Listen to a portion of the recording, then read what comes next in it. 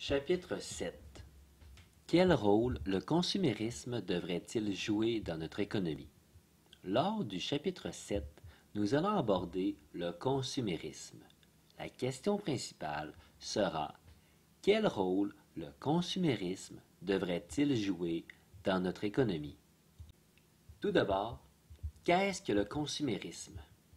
C'est la théorie qui associe la prospérité à la demande des consommateurs pour des biens et des services et qui place le comportement des consommateurs au centre des prises de décisions économiques. Cette théorie économique incite les entreprises à devenir plus productives et compétitives afin de poursuivre leur croissance.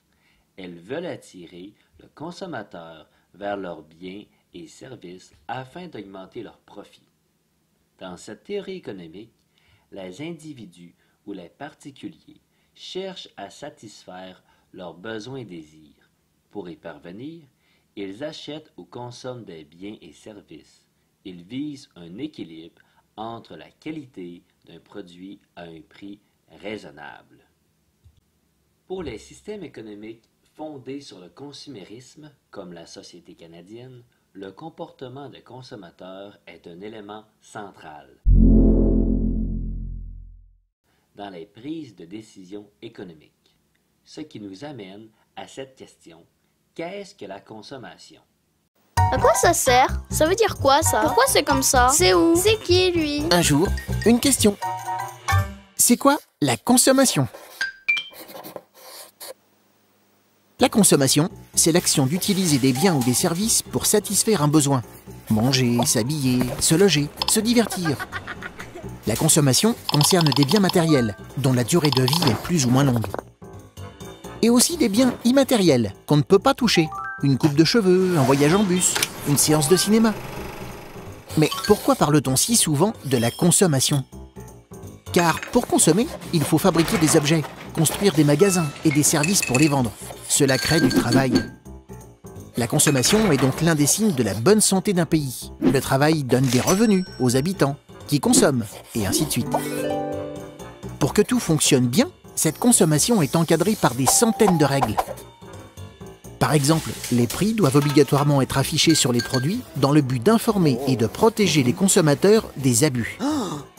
Le 17 mars 2014, une nouvelle loi sur la consommation a été votée. Elle ajoute des règles favorables aux consommateurs. En baissant certains prix, comme celui des lunettes, qui étaient jugés trop élevés. Ou en rendant obligatoire des informations pour mieux consommer, de façon plus responsable. Ainsi, depuis peu, quand on achète un appareil, on sait pendant combien de temps il existera des pièces détachées pour le réparer. On peut alors décider de choisir d'acheter un objet qui sera réparable pendant longtemps et éviter le gâchis. Lorsque nous achetons des biens et des services, nous devenons des consommateurs. Black Friday isn't quite what it used to be. Back in 2014, people would do anything to bag a bargain. Police had to be called to a number of mini riots across the UK as customers battled over discounted Polaroid TVs. Les décisions que nous prenons en tant que consommateurs ont donc des conséquences sur la qualité de vie, la citoyenneté et notre identité et celle des autres. Il importe donc de réfléchir à notre comportement de consommateur et à ce qui l'influence. Depuis des décennies, les cuvettes dans les salles de bain sont faites de porcelaine. Et ça ne change pas.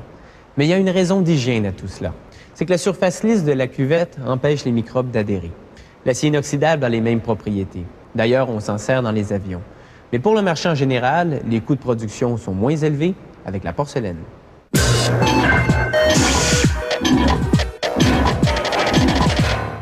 Les premiers lieux d'aisance publique remontent à la Rome antique. L'empereur Vespasien fait construire des latrines à Rome, qu'on appellera en 1840 des Vespasiennes, devenues des urinoirs publics. Dans le privé, on parlera de pots de chambre.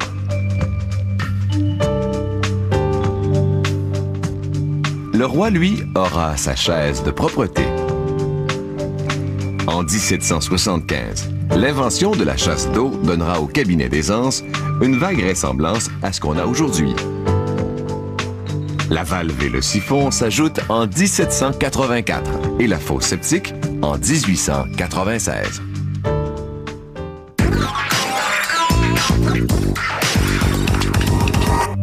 Une toilette est un objet d'usage quotidien dont la fabrication artisanale requiert plusieurs jours de travail. Il s'agit en fait de l'assemblage de plusieurs moules, appelés outils. Chaque nouveau produit nécessite la conception d'un maître moule en plâtre, à partir duquel on va produire un outil en plastique. Ce dernier servira à concevoir des duplicata en plâtre, utilisés comme moule de production.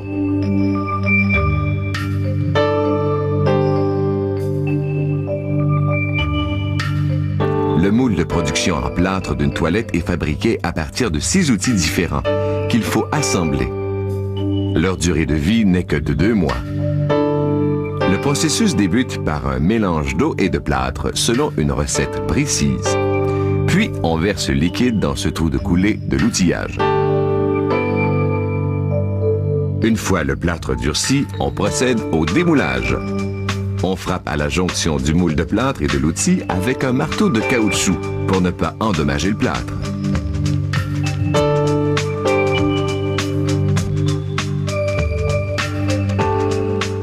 Les morceaux sont doucement assemblés. La toilette prend doucement forme. C'est dans ce moule qu'on coulera plus tard de l'argile.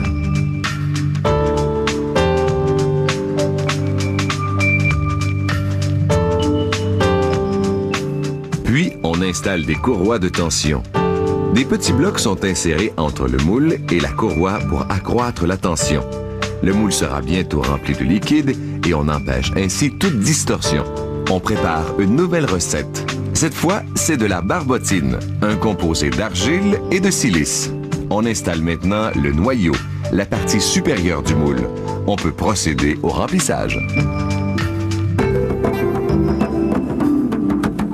Ce tuyau de distribution en cuivre connecté à la cuve de barbotine permet de remplir plusieurs moules à la fois. On a besoin d'environ 20 kg de barbotine par moule de cuvette. Après 1 heure, le mur a atteint une épaisseur de 1 cm.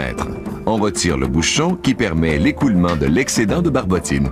On peut dès lors démouler la pièce, encore fragile. Cette barbotine plus épaisse est employée comme joint pour coller ces 2 morceaux ensemble.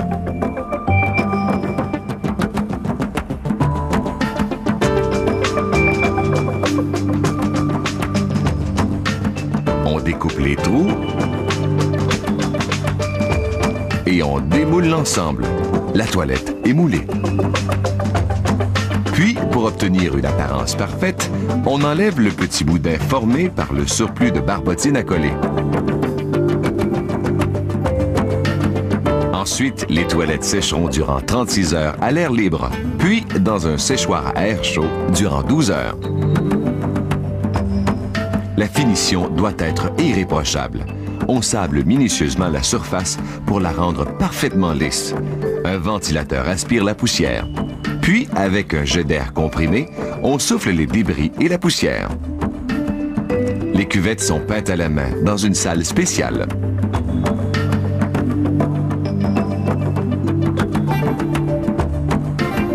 Les réservoirs d'eau sont, quant à eux, peints par un robot automatisé.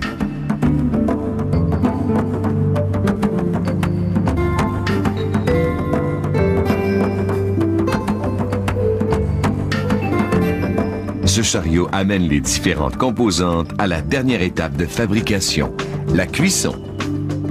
Les toilettes demeureront dans ce four à la température très élevée de 1176 degrés Celsius pendant 23 heures. C'est le temps que requiert la fusion de l'argile et de la silice. La peinture devient alors très dure et bien lustrée. C'est terminé. Les toilettes et les différentes cuves prennent désormais des formes beaucoup plus gracieuses que par le passé. Mais la fabrication de chacune d'entre elles aura nécessité les mêmes étapes de fabrication. 20 kg de barbotine et près de 4 jours de labeur. Un autre concept que nous allons aborder lors du chapitre 7 est l'hypothèque. Mais qu'est-ce que l'hypothèque? C'est un prêt qui doit être remboursé avec intérêt, généralement lors de l'achat d'une maison. C'est aussi un montant d'argent qu'on emprunte à une institution bancaire, comme une banque, pour acheter une maison. Qu'est-ce qu'un taux d'intérêt? En situation de prêt, le taux d'intérêt est le coût entraîné par l'emprunt d'une somme d'argent. En situation d'épargne, qui est une situation différente de l'emprunt, il est le montant généré par des économies ou des obligations.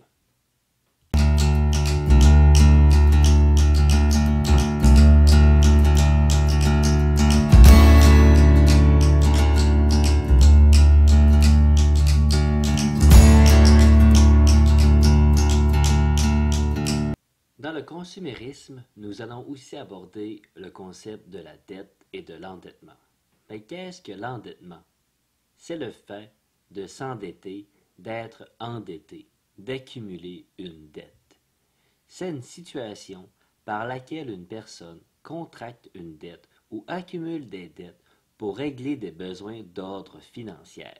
Campagne électorale, les partis font évidemment une surenchère de promesses, mais il y a des positions différentes. Vous avez les libéraux qui disent on va continuer à faire des déficits pour les prochaines années, on va investir dans nos communautés, comme le dit Justin Trudeau. Vous avez les conservateurs qui, eux, disent on va revenir à un budget équilibré. Qu'en est-il exactement?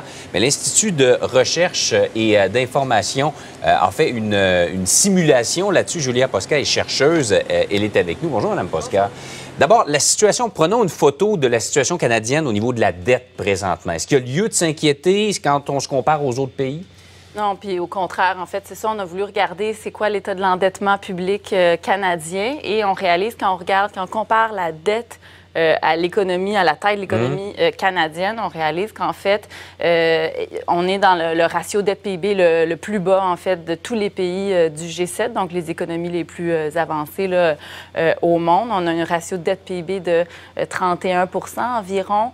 Et non seulement ce ratio-là est très bas, mais il a diminué dans les 25 dernières années. Hein. Il était à 66 là, au début des années 90. Donc, ça a chuté de moitié là, le ratio de la dette au PIB. Vous avez fait une projection, une simulation de ce que ça pourrait donner au cours des 5 prochaines années? Oui, exactement. Qu'est-ce que ça donne?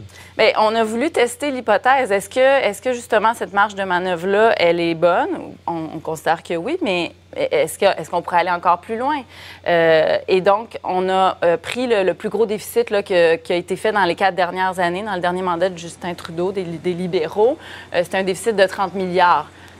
Un déficit de 30 milliards pendant 5 ans, hein, donc 150 milliards pendant 5 ans, ça augmenterait notre ratio dette-PIB d'environ 1 Donc, même si on continue à faire des déficits, puis même si on allait faire des déficits plus grands, par exemple, parce que le prochain parti au pouvoir voudrait financer certaines dépenses, programmes, projets, bien, on serait encore dans une situation avantageuse là, sur le plan de nos finances publiques. Même dans un contexte où on nous parle, où on voit poindre à l'horizon une récession, il ne faut pas être plus prudent dans ce temps-là? Évidemment, si on entre en récession, là, il va falloir évaluer la situation différemment parce que l'économie va ralentir et donc les paramètres changent. Par contre, on peut réévaluer la situation. Puis, en fait, le gouvernement aurait probablement tout intérêt à utiliser en partie son endettement pour stimuler l'activité économique si on est en ralentissement parce qu'actuellement, les taux d'intérêt sont très bas. Et donc, c'est pas avec cet outil-là qu'on va être capable, si on entre en crise, de stimuler à nouveau l'économie. Le pire des scénarios, là, il y a toujours la possibilité d'une faillite. On pense à la Grèce, l'Islande, ce que ces pays-là ont vécu, c'est littéralement techniquement une faillite. Est-ce que ça pourrait guetter le Canada éventuellement? Non, la situation est complètement différente parce que, contrairement à la Grèce qui, devait, en fait, avait des dettes envers des créanciers étrangers, donc des banques françaises, allemandes, et donc avait une dette qui était libellée en euros, hein, une monnaie que la Grèce ne contrôle pas. Ici, au Canada, on a une dette qui est libellée en dollars canadiens majoritairement, mais une dette qui est aussi détenue majoritairement par des Canadiens, des Canadiennes ou par des institutions canadiennes. Donc, on se doit cette dette-là à nous-mêmes. Et le gouvernement a aussi d'autres leviers si sa situation budgétaire se détériore. Il peut prélever des taxes, des impôts. Donc, il y a toutes sortes d'outils qui font en sorte que un pays comme le Canada ne peut pas faire faillite et peut se réajuster selon l'évolution de la situation économique. Donc, en résumé, on a de la marge de manœuvre. Sans se lancer dans des dépenses folles, on est capable d'investir et de faire des déficits dans les prochaines années. On peut se le permettre. Exactement. L'idée, c'est pas de dire faire des déficits pour faire des déficits, mais si on veut se donner des projets ambitieux, par exemple, amorcer une transition écologique, bien, on a une marge de manœuvre pour le faire. Mme Posca, merci d'être venue nous en parler ce matin. Merci. Bonne journée. Au Québec, la dette publique, ça fait peur.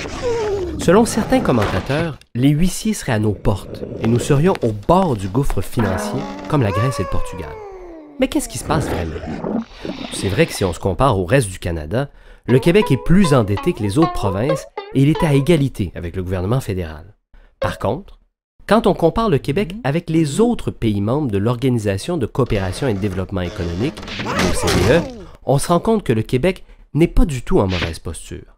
Quand on reprend la méthode de calcul de la dette de l'OCDE, on voit que le Québec est beaucoup moins endetté, entre autres, que les États-Unis, la France et l'Allemagne. Et ce, même quand on lui attribue une part de la dette fédérale. Le Québec n'est pas du tout parmi les États les plus endettés, au contraire, il est parmi ceux qui le sont le moins. Même si notre dette n'est finalement pas si élevée quand on met les choses en perspective, des gens s'inquiètent qu'on transmette son fardeau aux générations suivantes.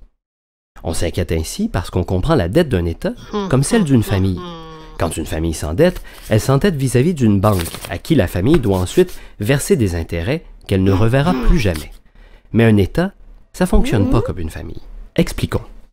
On peut évaluer que 85% de notre dette est détenue par des personnes ou des entreprises résidant au Québec ou au Canada.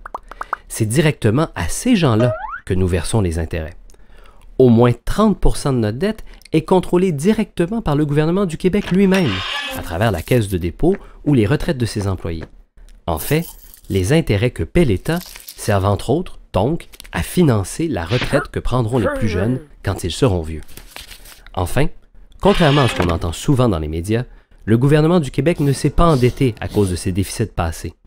Le 2/3 de ce que nous avons emprunté nous a servi à construire des infrastructures, des routes, des écoles, des ponts, des hôpitaux.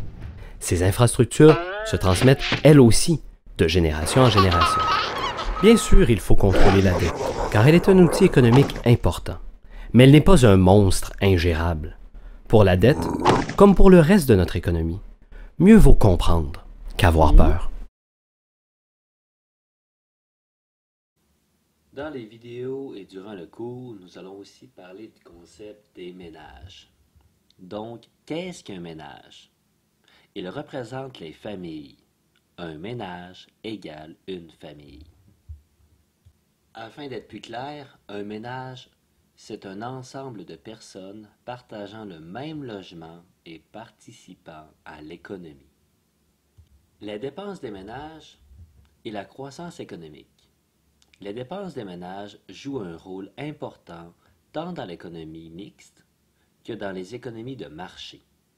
Rappelle-toi les chapitres précédents. Par exemple, en 2006, au Canada, les consommateurs ont dépensé plus de 400 milliards de dollars en produits et services. Aux États-Unis, les dépenses des ménages comptent pour 70% de l'activité économique, ce qui veut dire que le marché intérieur des États-Unis contribue principalement à la croissance économique américaine. Les dépenses des ménages ont un effet sur la croissance économique tant au Canada qu'aux États-Unis. La croissance économique correspond à l'augmentation de la richesse qu'un pays connaît au cours d'une période donnée précise, normalement une année, 365 jours. Les mesures de la croissance économique comprennent deux facteurs. Le premier, les profits apportés à l'économie d'un pays par la fabrication des biens et des services. Le deuxième, le nombre de personnes qui travaillent et qui ont un revenu, une entrée d'argent.